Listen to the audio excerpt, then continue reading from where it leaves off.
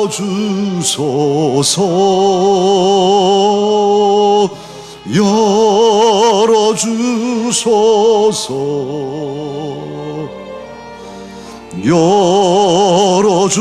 열어주소서 주님 말씀 들을 수 있도록 열어주소서.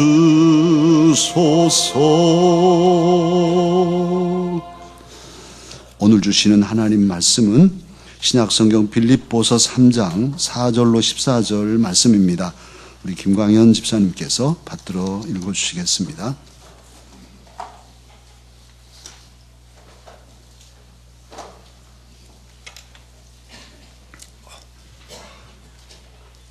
그러나 나도 육체를 신뢰할 만하며 만일 누구든지 다른 이가 육체를 신뢰할 것이 있는 줄로 생각하면 나는 더욱 그러하리니 나는 8일 만에 할례를 받고 이스라엘 족속이요 베냐민 지파요 히브리인 중에 히브리인이요 율법으로는 바리새인이요 열심으로는 교회를 박해하고 율법의 의로는 흠이 없는 자라.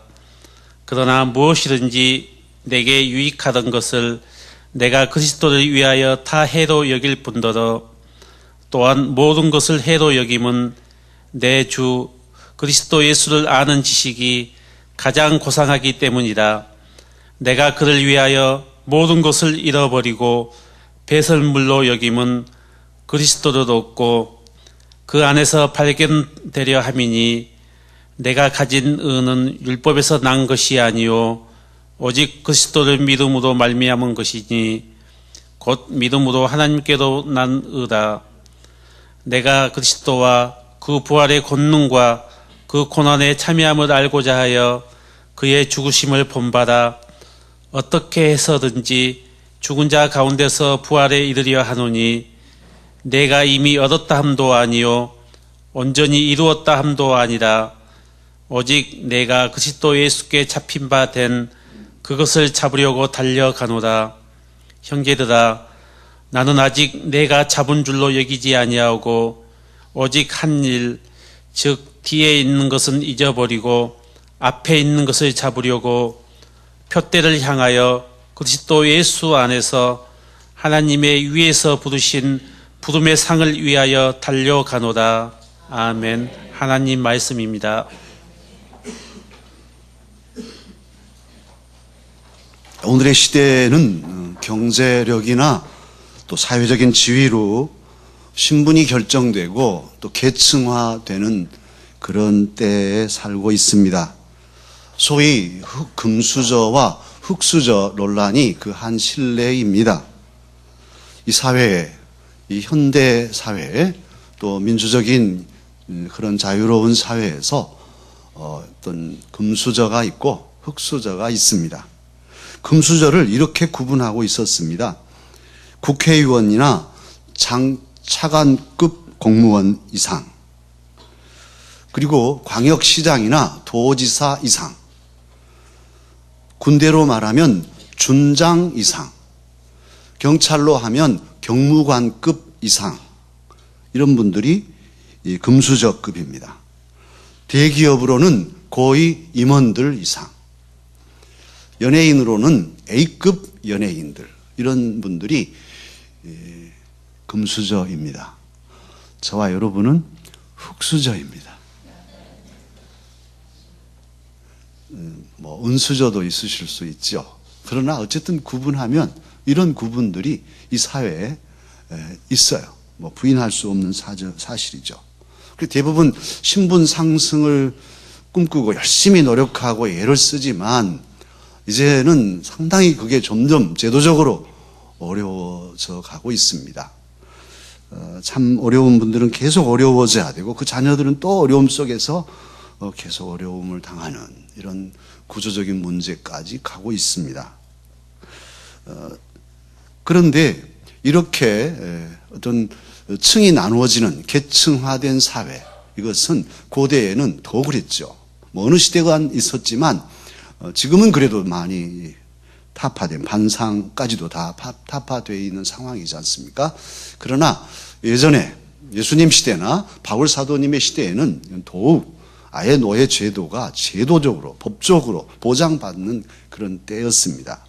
그런데 사순절에 이 주님의 고난을 생각하는 이 절기에 우리 위해서 십자가에 달려 죽기까지 하신 예수님께서는 바울 사도님을 통해서 빌립보서를 기록하게 하심으로 당시의 사람들과 함께 오늘 이 금수저 흑수저 논란이 있는 한국 사회에 예수님의 사람으로 살아가는 저와 여러분에게 말씀하고 계세요. 뭔가를 주고 싶으신 거예요. 오늘 저와 여러분에게 주님은 무슨 말씀을 사도를 통해서 주실까요? 그 첫 번째는 사도를 잘 보게 하시는데 오늘 바울 사도님은 우리에게 뭘 보여주시냐 하면 사도는 육체적인 자랑거리, 소위 속세, 세상의 자랑거리, 이 모든 것들을 배설물처럼 여겼습니다. 이 모습을 저와 여러분에게 주님은 알려주고 계십니다. 사람들은 육체를 신뢰하지요. 다시 말하면 가시적인 그리고 현실적인 것들을 중요시합니다.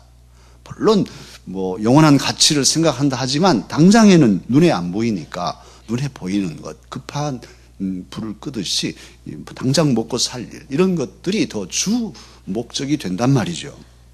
그런데 이런 성향은 영적인 것을 다루는 신앙에까지도 들어와서 신앙적인 가치마저도 가시적이고 또 현실적인 이런 것들, 화려한 것, 이런 것들을 추구하게 됩니다.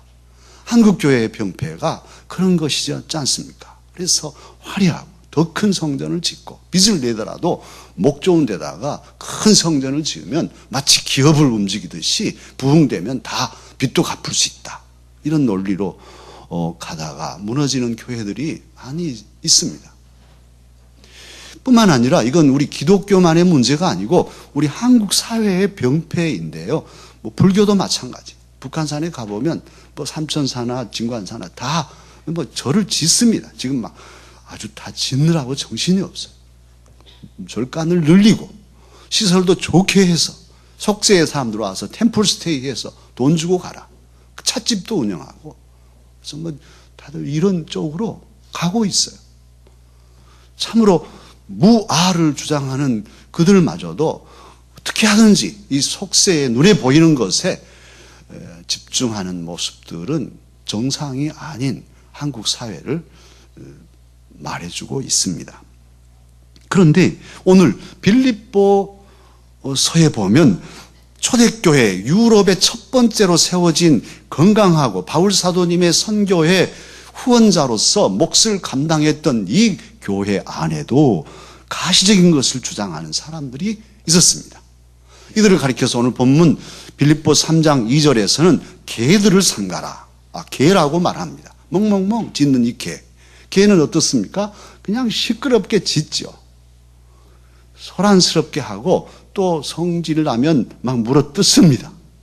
이런 개들의 무리들이 교회 안에 있었는데 3절과 연결해서 보면 바로 할레파 사람들이었어요. 구약의 율법처럼 참으로 육신의 몸에 어떤 증표를 지녀야만 구원을 받는다는 복음을 훼손시키는 예수님의 십자가 외에 할례도 받아야 된다고 주장하는 이런 할례파 그리스도인들이 그리스도인 아닌 그리스도인들이 교회 안에 들어와서 교회를 시끄럽게 하고 사람을 물어뜯고 이런 일들이 있었습니다. 그래서 바울 사도는 3절에서 그들이 진정한 할례파가 아니라 우리가 할례파다 하고 주장한 것이죠. 그러면서 바울 사도님 자신의 스펙을 쭉 열거하고 있습니다. 사도 바울께서도 젊은 시절에는 그런 스펙을 이루기 위해서 집중했던 사람입니다. 그는 말합니다. 나는 할례? 나한 지 8일 만에 받았어. 지금 그런 말인데 그것은 아버지 어머니가 다 정통 유대인, 혈통이 순수 유대인일 때 그렇게 난 지 8일 만에 할례를 베풀죠. 그래서 나는 순수 유대인, 혈통을 지닌 사람이다. 지금 이런 얘기예요. 그리고 나는 베냐민 지파 사람이다. 그런데 베냐민 지파는 이스라엘 그 역사에서 왕정이 시작되는 것이 사울 왕 때부터인데 당대로 그 왕조가 끝났지만은 바로 베냐민 지파 기스의 아들 사울이 첫 번째 왕이었어요. 40년 동안 다스렸잖아요. 그런데 이 바울 사도도 본 이름이 사울입니다. 베냐민 지파 사람이에요. 그러니까 나는 왕 가문의 옛날 옛적 할아버지 사울 왕 그 이름이 내 이름이다. 지금 그런 거예요. 그렇게 자랑스러운 가문의 사람입니다. 그는 또 히브리인 중에 히브리인이라고 하는데 이 말은 어떤 의미를 가지냐 하면 바울 사도님은 원래 지금의 터키 중남부 다소라는 그 항구 도시에서 태어나서 자랐어요. 거기에 클레오파트라가 휴양지를 삼고 왔다 갔다 하고 안토니우스가 그곳에 와서 개선문을 세우고 그런 도시입니다. 그런데 그렇게 해서 헬라 문화권에서 살았지만 토종 그 이스라엘에서 태어나지 않았어도 모국어를 잃어버리지 않은 사람이에요. 그러니까 외국파 유대인이지만 히브리인 중에 히브리인으로서 히브리어도 능통하고 헬라어도 능통한 이런 히브리적 사고를 잊지 않는 그런 뼈 있는 유대인이라는 말씀을 하고 있습니다. 또한 그는 바리새파인이었습니다. 바리새파는 이스라엘 그런 여러 종파들 중에 조상적부터 내려오는 율법 토라와 함께 그것을 해석한 탈무드라든지 다른 구전되어 오는 여러 가지 전통들을 100% 제대로 지키고자 만들어진 분파가 바리새파입니다. 그런데 바울 사도님은 바로 그런 정통 유대인으로서 그 조상들의 전통을, 트레디션을 그대로 지켜 살았던 자부심 있는 그런 엘리트예요. 뿐만 아니라 본문에는 나와 있지 않지만 다른 성경에 보면 가말리엘이라는 할렐이라는 유명한 랍비의 대를 잇는 가말리엘의 랍비 밑에서 공부한, 수학한 그런 훌륭한 젊은 유대인 엘리트가 바로 바울 사도였습니다. 그가 스데반 집사님을 순교할 때 사도행전에 보면 스데반 집사님을 죽일 때 가편 투표를 한 사람이었으니까 그렇게 유대인 사회에서 젊은 사울이 엘리트급으로 다음 지도자급으로 인정을 받고 있었다는 것을 알 수 있습니다. 이렇게 참으로 자신의 스펙을 추구하던 사람, 그동안 이러한 것들 때문에 자신의 삶에 유익이 되고 자랑스러운 또 유태인들도 정말 존경하고 그를 중요한 위치에 놓고 흠모하는 그런 사람이 되었었는데 이게 웬일입니까? 이 바울 사도 뭐라고 오늘 본문에서 얘기합니까? 나의 이런 모든 육체적인 자랑거리들을 다 해로 여긴다. 여기서 해로 여긴다는 말은 장애물로 여긴다는 거예요. 방해물로 여긴다는 거예요. 내가 뭔가를 하려고 하는데 자꾸 방해하는 그 어떤 것이 바로 이 내 자랑거리다 이런 말이고 심지어는 뭐라고 말하냐면 8절 하반절에서는 이 모든 것을 무엇으로 여긴다 합니까? 배설물로 여긴다 그렇게 말하고 있어요. 이 배설물로 여긴다는 것은 우리가 잘 아는 그 외자짜리 센 발음으로 하는 외자짜리 그걸로 여긴다는 말도 되고 그리고도 이 원어적인 의미는 쓰레기란 그런 뜻도 있어요. 그러니까 이 모든 것을 쓰레기로 나는 여긴다 이렇게 말하는 거죠. 그런다고 해서 바울 사도가 배운 지식이 어디로 가거나 그의 혈통이 다른 혈통으로 바뀌거나 그러지는 않죠.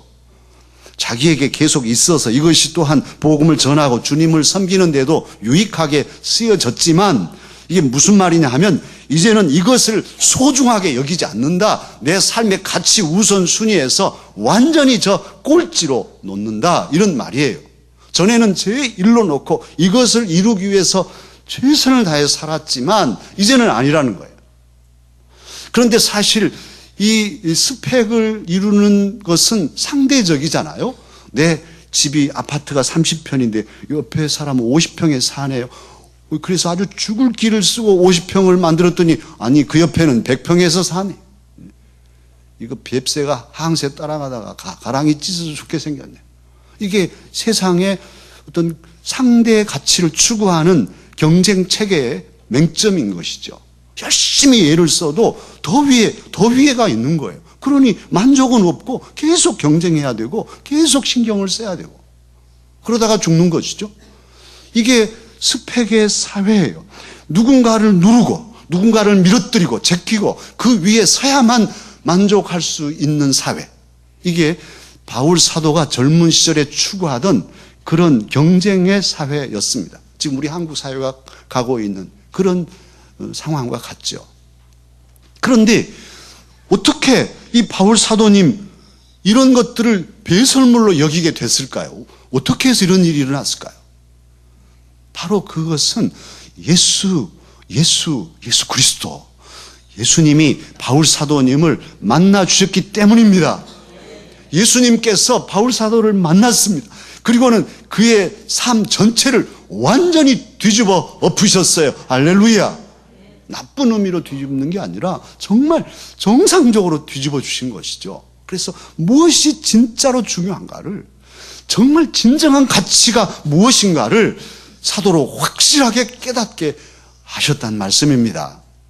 예수님 보니까 어떤 분이시냐 하면, 아니 자기는 높아지려고 살았더니만 예수님은 낮아지려고 살으셔서 천국 보좌를 버리시고 세상까지 내려오시고, 자기는 더 많이 가지고 더 주의를 누리고 이렇게 하려고 애를 썼는데 예수님은 다 내어주시고 내어주셔서 심지어는 목숨까지 내어주신 그분이 예수 그리스도였단 말입니다. 그분을 알게 되는 순간 가치체계가 점적으로 바뀌어졌어요.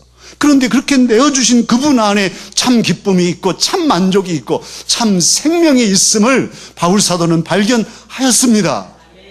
이 놀라운 사실을 구원이라 하죠. 그래서 바울 사도님은 이제 예수님 때문에 자신의 가치체계가 바뀌어지고 그 예수님 때문에 기뻐하고 만족하게 되었어요.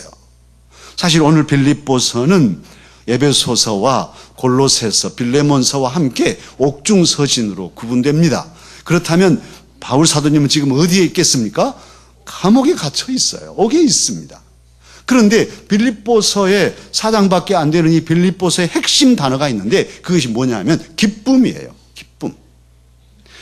감옥에 갇혔는데 기쁨인 거예요. 그래서 2장 18절에서는 뭐라고 하냐면 나와 함께 기뻐하라 이렇게 말씀하고 있고, 빌립보서 4장 4절에서는 주 안에서 항상 기뻐하라.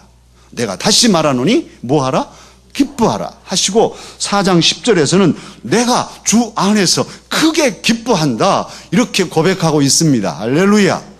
아니 갇힌 양반이 기쁘다는 거예요. 감옥에 갇혔어도. 그리고 뭐 모든 스펙 다 잃어버리고 그렇게 초라한 전도자로 살아가지만 자족하고 기쁘고 만족한 그런 사람이 되었어요. 할렐루야. 그러면 어떻게 이런 육체적인 자랑, 세속적인 자랑거리들을 삶의 우선순위에서 저 쓰레기같이 배설물로 여기게 되었을까요? 예수님을 만난 바울이 어떻게 여기까지 이르게 되었을까요? 무엇 때문에 이렇게 주님을 만났는데 되었을까요? 그것은 두 번째 사도가 보여준 태도인데요. 보배로우신 주 예수님을 소중히 여기며 그 예수님을 얻고자 하였기 때문입니다. 빈 그릇이 되어야 채울 수 있지 않겠어요? 그래서 그는 예수 그리스도를 소중히 여겨서 그분을 얻고 그 안에 있기 위해서 자신이 기존에 가졌던 자랑거리들을 쓰레기처럼 쓰레기통에 쳐놓은 거죠. 특별히 예수님께서는 우리를 위해서 사랑을 베풀어 주셨어요. 바울 사도님 그 십자가 사랑 앞에 거꾸러진 거죠. 십자가 외에는 자랑할 것이 없다고 말하고 나는 예수님의 흔적을 몸에 지녔다고 그렇게 말할 정도로 주님은 예수님의 십자가 앞에서 납작 엎드린 사람이 되었어요. 사랑하는 강서가족 여러분, 참 사랑이 최고의 가치입니다. 최상의 보배는 사랑입니다. 돈이요? 지위요? 그건 사랑에 미치지 못해요. 열심히 공부해서 학박사가 석박사가 되고 또 높은 지위에 오르고 권력을 가지고 있다 할지라도 저 시골에 난 놓고 기억자도 모르는 아버지 어머니 앞에 가면 그 아들이 그 딸이 무릎을 꿇고 큰 절을 올리게 됩니다.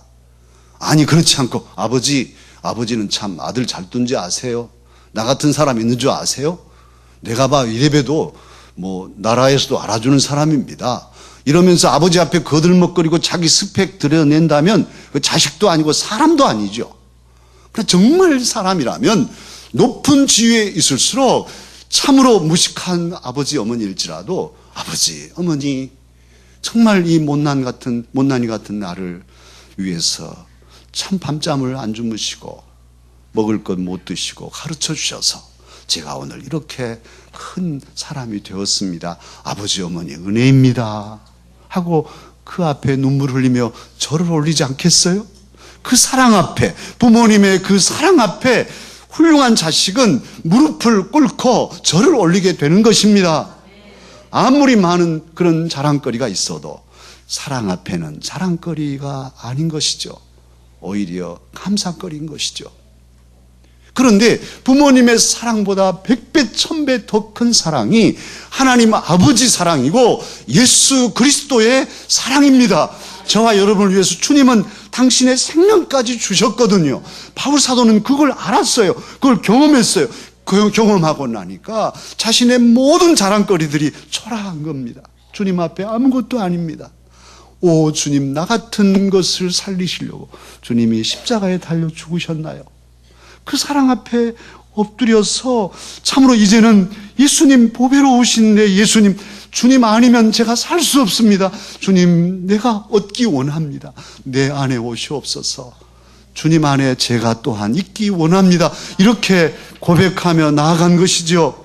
사도는 참 가치를 알게 되었어요. 예수 그리스도를 아는 것이, 아는 지식이 가장 고상하다. 오늘 본문에 말씀하잖아요. 그 고상하다는 것은 고귀하다, 존귀하다. 공동번역과 새번역은 그렇게 번역하고 있어요. 그러니까 다른 세상에 그 어떤 것보다도 사랑이신 예수님을 아는 것, 그 지식이, 그 아는 것이 정말 가장 고귀하고 값진, 가치 있는 보화입니다. 이렇게 고백하였습니다. 그러기에 이제는 자신의 모든 자랑거리를 다 배설물로 여기고 사도는 오직 한 분 예수님을 얻고자 합니다. 8절 하반절에 그리스도를 얻으려 하고 또 9절 상반절에서는 그리스도 안에서 발견되려 함이니 이렇게 말씀하고 있어요. 이게 무슨 뜻일까요? 그리스도를 얻고 어떻게 하는지 그리스도 존귀하신 예수님, 사랑의 예수님을 내 삶 속에 모시고 살려는 그런 마음이고 또 예수님 안에 그리스도 안에서 발견된다는 것은 참으로 예수님과 하나 되어서 자다가 깨어나도 오 주님 아니네 이렇게 주와 함께 연합하여 동행하며 살고자 하는 간절한 열망이 오늘 본문에 그렇게 표현되어 있습니다. 사랑하는 강사 여러분, 이 사순절에 오늘 저와 여러분에게 주님은 왜 이 말씀을 하실까요? 이 사도의 말씀을 우리에게 말씀하실까요? 그것은 저와 여러분, 저에게도 주시는 말씀인데요. 저와 여러분이 바울 사도처럼 예수님을 얻고 예수님 안에서 자신을 발견함으로 늘 기쁘고 복된 만족하고 행복한 삶을 살라고 이 말씀을 주십니다. 세 번째로 바울 사도님을 통해 우리에게 보여주시는 중요한 그런 태도가 있습니다. 바울 사도님은 뭘 하시냐 하면은 표대를 정하고 달립니다. 오늘 표대를 정하고 달린다고 고백하고 있어요. 사실 무엇이든지 우리가 마음을 먹을 수 있죠. 또 생각할 수 있어요. 야, 참 바울 사도님처럼 나도 되고 싶은데 주님을 꼭 모셔야 할 텐데 주님 안에서 발견돼야겠어. 이런 생각은 먹죠. 그런데 그것부터 시작하지만 생각에서 멈추면 아무 변화가 없는 거예요. 그리고 생각하고 마는 것이죠. 바울 사도님도 그랬을 거예요. 그러나 사도가 다른 점은 그렇게 생각하고 마음 먹은 것을 정리해서 표대로 딱 정했습니다. 하나, 둘, 셋 딱 정해놓고 정했을 뿐만 아니라 그렇게 시작하고 실제로 살아갔는데 어떻게 살았냐? 달렸다는 거예요. 그래 이런 생각의 정리로 표대를 정하고 구체적으로 실천하는 이 태도가 저와 여러분에게 있어야 합니다. 그래야 삶이 변하고 정말 주님을 닮을 수 있죠. 오늘 바울 사도님은 표대를 정하려고 했는데요. 그가 사실은 이미 예수님의 사람이 되었지 않습니까? 그랬으니까 이제 구원 받았으니 끝났네. 이제 더 이상 나 뭐 안 해도 되겠다. 뭐 놀러 다니고 재밌게 살지 뭐. 이렇게 할 수도 있을 텐데 거기서 멈추지 않아요. 바울 사도님은 보배로운 예수 그리스도를 더 얻으려 하고 더 예수님 안에서 발견되려고 애를 쓰고 있어요. 오늘 본문의 정신을 보면은 그런 마음이 읽어지지 않습니까? 그래서 지금까지 잘하고 잘못한 것들 다 이력들을 다 뒤에 것은 잊어버리고 오직 앞에 있는 표대를 향해서 부름의 상을 향하여 달려간다. 지금 그러지 않습니까? 그 표대를 정한 것이 무엇이냐 하면 다른 말씀들도 있겠지만 10절로 11절이 바울 사도가 정한 표대예요. 그리스도의 사람으로 정한 표대. 그걸 보면 첫 번째 무엇이냐면 말씀은 여러분 이해하기 어렵게 번역되어 있지만 더 촘촘히 더 이렇게 원어적인 의미들을 찾아보면 첫 번째 바울 사도님은 예수님과 함께 고난을 당하고자 했어요. 대부분 사람들은 고난을 피하려 하지 않습니까? 우리도 마찬가지예요. 될 수 있으면 고난을 피하려고 하죠. 주일날 교회 뭐 부엌에 일이라든지 또 힘든 일 남아서 좀 해주세요 하면 살짝 빠져나가 아이고 또 힘들어 뭐 저건 뭐 김집사나 할 일이지 하고 살짝 빠져나가는 것이 대부분 사람들이에요. 그런데 바울 사도님은 무슨 힘든 일이 있으면 다 빠져나가더라도 이분은 나는 아니야. 나는 저 고난을 주님의 고난을 주님의 교회에 남은 고난을 내가 짐지겠어. 골로새서에는 그러잖아요. 주님의 남은 고난을 교회를 위하여 남겨주신 주님의 남은 고난을 내 몸에 부으려 한다. 고난이 있다면 갔다가 자기 몸에다 막 부어가지고 더 부어주세요. 이렇게 하겠다는 거예요. 정말 놀랍죠. 주님을 위해서 헌신하는 뭐 장로님들, 안수집사님들, 권사님들이 많지만 진짜로 주님을 위해서 내가 고난을 아니 나 고난 괜찮아. 내 몸이 으스러져도 한 번뿐인 삶이 돼. 손가락이 달아져서 지문이 없어지더라도 내가 주님 위해서 내 고난 피하지 않겠어. 하고 결심하고 표대로 딱 정해놓은 거예요. 나는 고난을 피하지 않습니다. 이렇게 정하겠다는 거예요. 이게 바울 사도님의 첫 번째 표대입니다. 두 번째는 주님과 함께 예수님 나를 위해서 죽으셨으니 나도 주님과 함께 그냥 죽어버리지. 그냥 죽어버리겠어.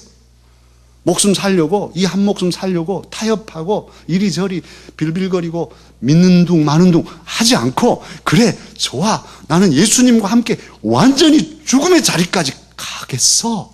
그런 다짐을 하고 있습니다. 이게 순교적인 신앙이고 바울 사도님은 진짜로 그렇게 하셨잖아요. 디모데후서 4장에 보면 나의 달려갈 길을 다 달리고 선한 싸움을 싸우고 믿음을 지켰으니 이제 후로는 나를 위하여 의의 면류관이 예비되어 있다고 말씀하잖아요.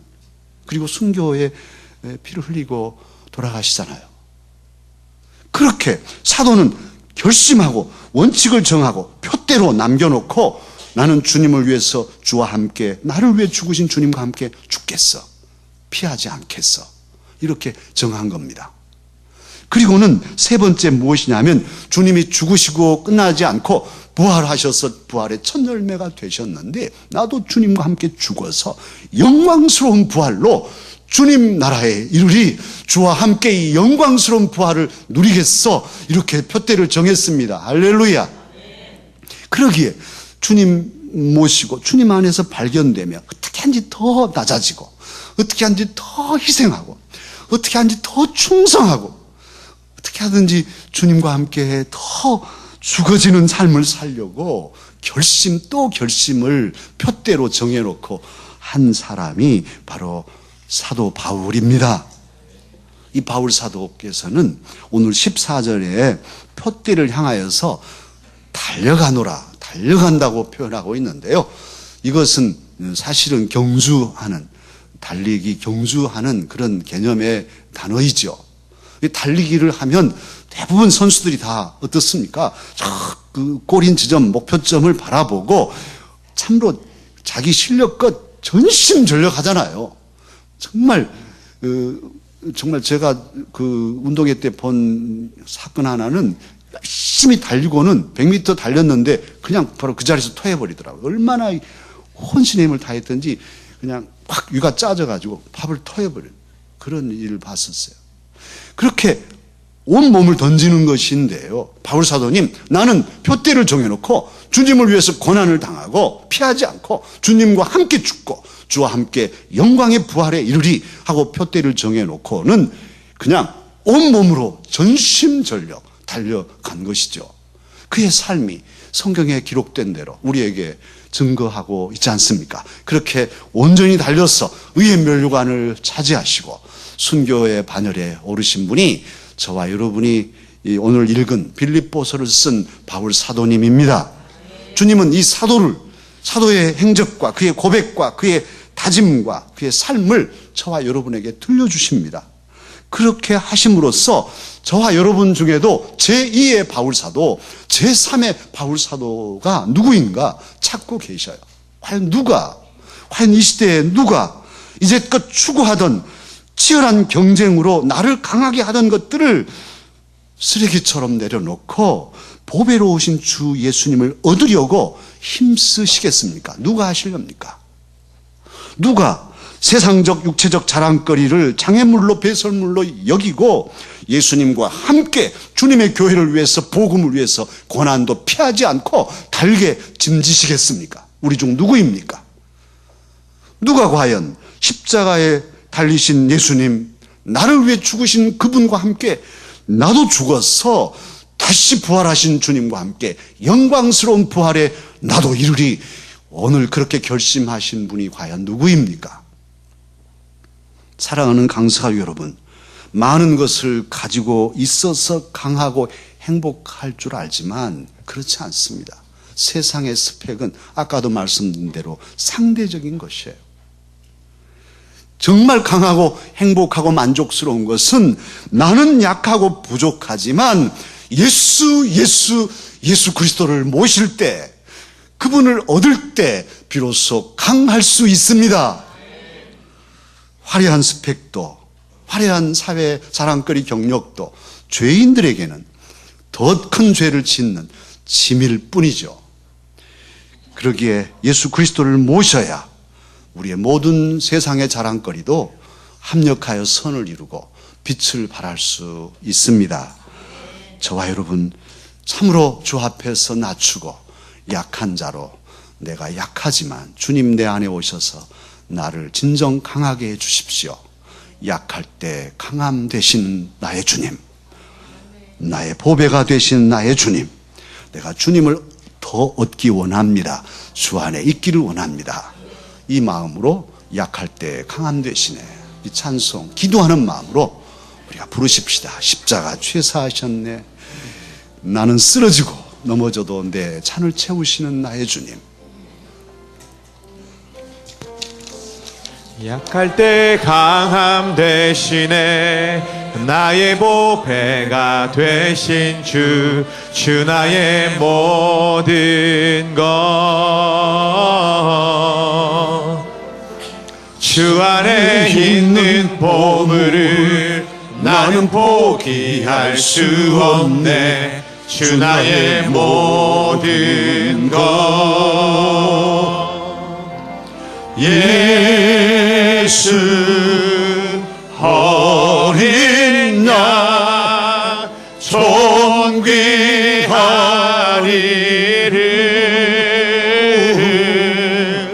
예수 어린 양 존귀하리를.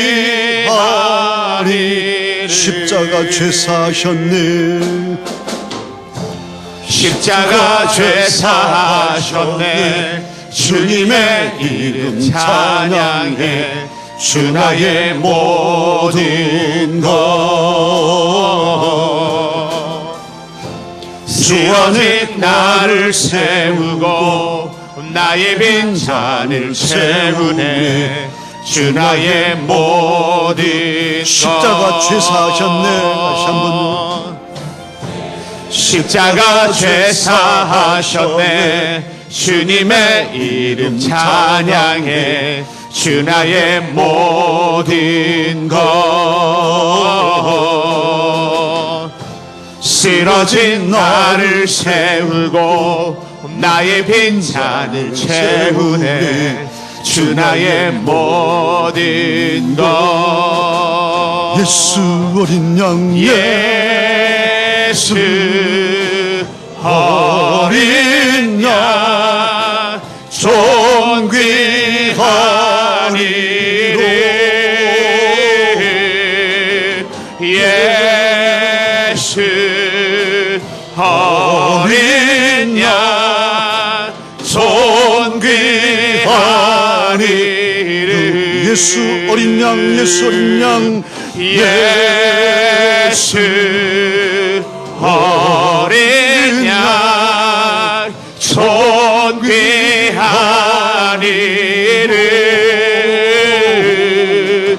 예수 어린 양 존귀하니를. 오늘 주신 말씀을 붙잡고 기도합시다. 특별히 주님의 남은 고난을 내 몸에 짐지우기를 게을리하지 않고 피하지 않고 주님과 함께 죽음의 자리까지도 뚫고 전진해서 영생의 부활로 승리하기를 다짐하고, 우리의 남은 삶 한 번뿐인 삶인데요, 우리가 살면 얼마를 더 살까요? 어떻게 살아야 정말 주님께 드려지는 기쁨의 삶일까요? 세상의 이 가치관에 휩쓸리지 아니하며 열심히 물론 세상의 삶도 살지만 무엇을 가장 우선시하며 살 것인지 오늘 다짐하고 결심하고 주님께 헌신을 다짐하면서 기도하십시다. 다 같이 기도하겠습니다. 사랑의 아버지 하나님, 이 시간 저희들을 주님 전에 불러주셔서 바울 사도님을 통해서 우리가 이 시대를 어떻게 살아가야 할 것인가 알려주시니 감사합니다. 아버지, 이 사회의 경쟁 사회 속에서 우리가 뒤처지고 또 짓밟히고 고난을 당하고 어려움을 당할 때가 많습니다. 그러나 주님 십자가의 정신으로 우리가 다시금 마음을 여미고 주님을 위해서 고난을 피하지 아니하며 정면으로 뚫고 전진하며, 아버지 하나님, 참으로 죽음의 자리까지도 두려움 없이 전진하고 나아갈 때 영광스러운 부활이 우리에게 있음을 확신합니다. 우리 모든 강사역들이 참으로 하나님의 사람으로서 그런 올곧은 정신을 가지고 한 번뿐인 삶, 두 번도 살 수 없는 남은 인생길을 아버지 하나님과 함께 동행하며 주님 안에서 발견되며 주님을 더욱 얻고 주님의 사람으로 살게 하여 주옵소서. 세상의 모든 것들은 허망한 것임을 알게 하시고, 아버지, 이것이 우리의 목표가 되어서는 안 된다는 것을 깨닫게 하시며 참으로 이것을 누리고 나눌지언정 아버지 하나님, 우리의 푯대로 삼을 수 없음을 알게 하시고 우리 주님 십자가를 푯대 삼고 주와 함께 고난당하며 주와 함께 참으로 한 걸음씩 전진하며 달려간 믿음의 용사들이 되게 주옵소서. 나의 보배가 되신 주, 변치 않도록 주 나의 모든 것. 쓰러진 나를 세우고 나의 빈잔을 채우네. 주 나의 모든 것. 약할 때 강함 되시네. 약할 때 강함 되시네. 나의 보배가 되신 주, 주 나의 모든 것.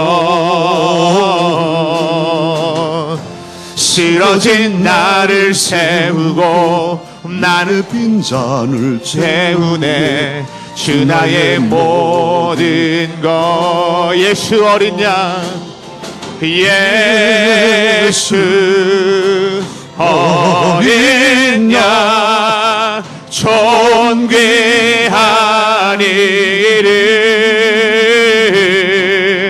예수 어린 양 존귀하니. 십자가 죄사하셨네. 십자가 죄사하셨네. 주님의 이름 찬양해. 주 나의 모든 것 쓰러진 나를 세우고 나의 빈 잔을 채우네 주 나의 우리 한 번 더 고백합니다. 십자가 죄 사하셨네 십자가 죄 사하셨네 주님의 이름 찬양해 주 나의 모든 것 쓰러진 나를 세우고 나의 빈 잔을 채우네 주 나의 모든 것 예수 어린 양 예수 어린 양 존귀한 이름 예수 어린 양 존귀한 예수 어린 양 존귀하신 이름 예수 어린 양 존귀한 이름 예수 어린 양 존귀한 이름